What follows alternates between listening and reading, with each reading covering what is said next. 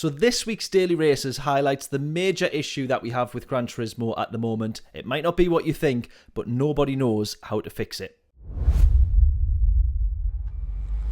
Hey guys, welcome back to another Gran Turismo video on Affinity Racing. Hope we're all doing well, and I'm going to keep this intro as short as I can do because the video itself is pretty long, but I do urge you to watch the full video, especially nearer the end of the race where we start to discuss the issues at hand and how we go about fixing them. The problem we have is actually around the tuning, and the tuning itself is brilliant on this game. It is really detailed, really realistic, and we really enjoy it. However, when they try and implement that into the daily races, that seems to become the problem. It becomes a problem for a few reasons. People like me don't quite fully understand it, and people like me also don't have all of the time in the world to sit and test all of the cars and all of the different possible tunes that we want to do. We might slag Gran Turismo off at times for not really being a real-world driving simulator, but more so an arcade. But that's actually what we like about it, the fact that you can jump into the daily races and you can have a few attempts if you've only got a spare hour, and you can maybe pick a couple of different cars and decide which one is best for you. What we don't have the ability to do is multiple races again and again and again, spend hours and hours and hours finding the perfect car and then detailing that with the perfect tune. And that's been the problem when we enter the daily races. You see immediately the huge field spread that we have across the races, and that makes it a little bit difficult to fully enjoy them and fully be competitive. So we talk about this in this video, whilst we do actually have ourselves a fantastic race in the Alfa Romeo, one of my favourite cars on this game, particularly the Group 3 Alfa. So please enjoy the video, please drop your thoughts in the comments as we go through everything and discuss how we actually do fix it, because the truth is, I don't know, nobody really knows how we can implement such an amazing feature that Gran Turismo has, which is the tuning, into the daily races in the best way possible. I have a few ideas, but that's going to be for a different video. Let me know your thoughts in the meantime, and enjoy this one. Yeah, well, that's gone absolutely horrendously wrong, trying to tune the car before we go into the race with not much time. Oh, no. No. Right, we're starting from the back in the Alpha. How wrong does this go then? Time to find out. Raphael, thank you so much for subscribing.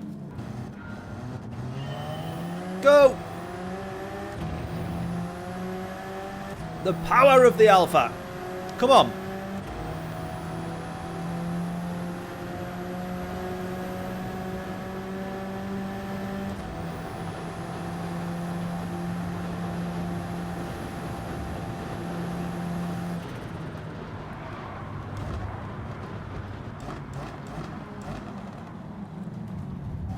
Oh, it doesn't turn! It doesn't turn! It literally does not turn. I'm not joking here. That car does not turn. James is predicting that I'm going to do daily race B after a rage quit on lap 3. Yeah, probably. I'm telling you now, why won't the car turn? Ugh.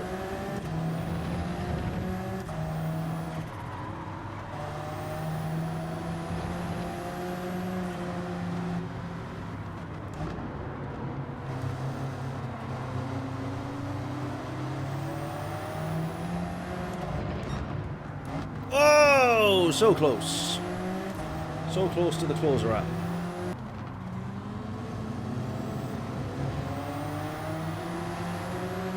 Right, the problem being is I am now starting on the mediums and behind everybody here at the back who are going to be on the hard tyres. So we're really going to struggle to make our way through.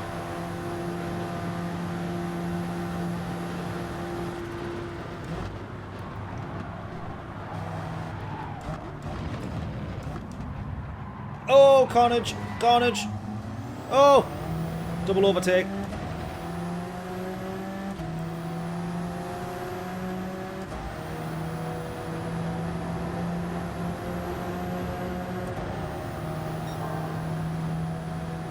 Oh, we're going to out-drag the Porsche, which I didn't think we would do that, to be fair.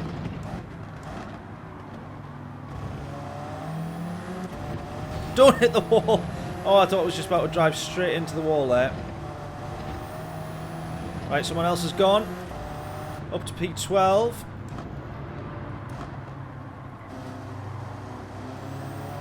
Right, now that I'm used to the Alpha, I quite like it.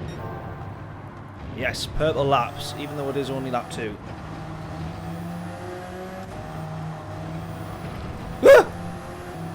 Right, the understeer with acceleration is a bit of a nightmare. Complaint counter equals 1. I'm sure that will be quite a bit more by the end of the race.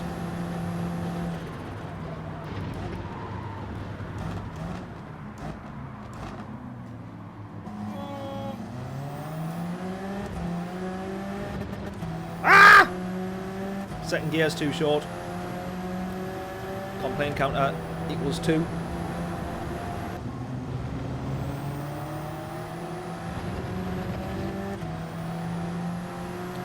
What setting do you use for the wheel? I'm just on max sensitivity, max everything basically.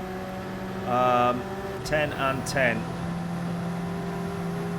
Unless you're on the proper direct drives, I don't think you manage to get that much out of the wheels in terms of feedback. So I just have it on absolute max, and it still feels like it could do with probably a little bit more, in all honesty.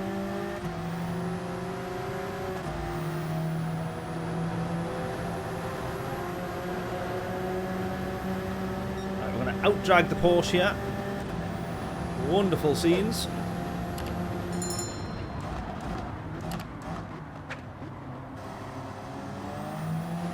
Right, we get that one. P11. Right, a few people going into the pits then. What tyres are they on? Yeah, on the hard tyres, so I've not really managed to close up to them as much as I should have done. 6 laps on better tyres and I haven't managed to close. Oh my god. This race is not going to go well. The race leader, I think that was the race leader, coming into the pits. Coming into the pits on the hard tyres. So he's gained a gap. Being quicker than me every lap. By quite a bit. And still, not even being on a worse set of tyres.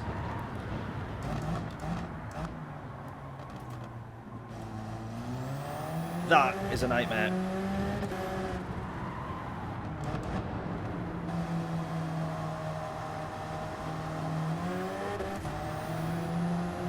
Oh, Max, I'm so sorry. I'm so sorry. Max, I'm so sorry. Go, go, go. I'm so sorry, Max. No.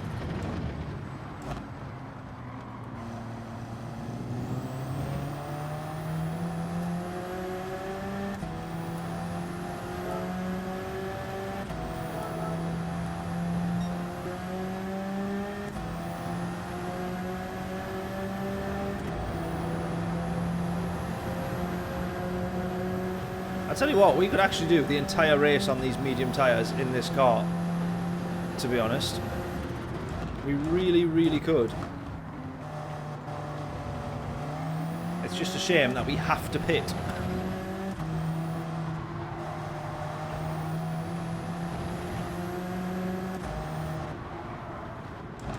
Although at the same time, if we're not taking much life out of the tyres, that probably shows the car's not that quick.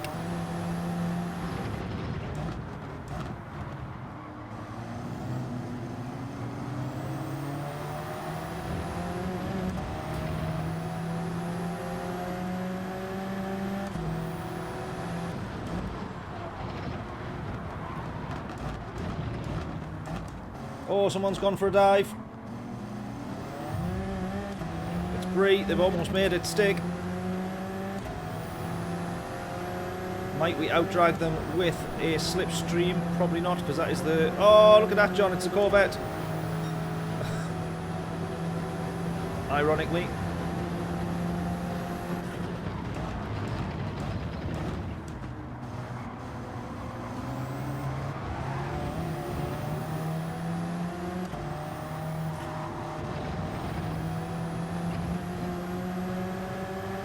Barrier collision, you've got to be kidding me there.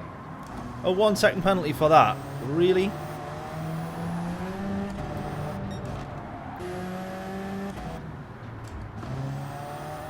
Oh, that's a horrible penalty.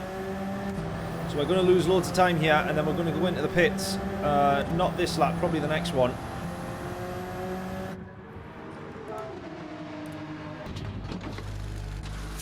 Right, how far down the grid do we go? Bearing in mind we start at P16, we're going to end up back in P16, I think.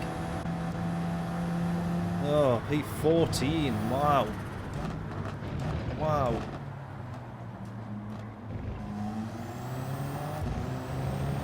Yeah, Daily Race B is probably my favourite one of the week, I would say. This one is a bit too difficult. I think the problem that they've got with the daily races is that, you know, to a degree, people do just want to jump on and know that they're kind of just putting their skills to the test and being evenly matched. What you don't want, and that's the same for me, by the way, because we come on to do these streams, I can't be on this all night, every night of the week. And so you want to be able to jump on, see exactly where you're at against everybody else in similar balance of power. They might not all be in the same car, but that's easy enough to have a couple races, change a few cars, and just get it, you know, gauge it pretty quickly.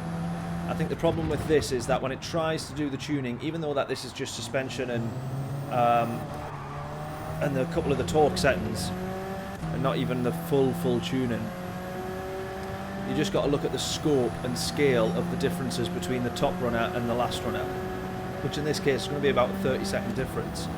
So on average, for a 14-lap race, they've been between 2.5 to 3 seconds a lap just quicker, which you don't tend to see that big a gap without the tuning. And unless you're really able to put a lot of time in, because think about it, we're going to stick with one car and you're going to do different tunes all through the night. Really, you've got to do a full then race to see what the difference is, and then kind of do it all again. And some races you're going to be well off the mark, some races are going to be close enough, but you still want to make a couple of tweaks. So you end up spending quite a bit of time just perfecting this tune, all for the sake of a few races that week, and then it all starts over again. And Gran Turismo does have this good, as much as we say it's certainly more, or as James would say, certainly more an arcade than it is a sim, it does strike this really good balance of being realistic, but still good enough and easy enough to jump in as and when. And I think that is what we like about it. Once the daily races and the kind of easy access part of the game starts to become a bit too difficult, or has so many scales and scopes of uncertainty and trial and error, I think that is going to start putting people off, and you see it straight away, and not many people are going to be on this all week. But we climbed our way up the grid just through nature of not doing a pit stop, and then you see there, even still, everybody's in the 911. I love that little alpha, but it's really difficult to find a race where it stands up against the rest of the cars, especially in tuning, because it's already off the pace, and then the cars that are normally better than it, you make them even better with tuning. Yeah, a little bit tricky. But we see there again, look at that, the top 3, 4 were very, very close, and then you've got a 5-second gap, then 7, 13, down here, 25 seconds is the last 6 finishing, 40 seconds for the last person. So the field spread becomes then the difficulty with the tuning, and it can just feel like you're racing yourself or you're racing nobody, and that's certainly part of their problems, I would say. How we improve that, I don't really know. Basically, I'm at tuning. That's what it tells us.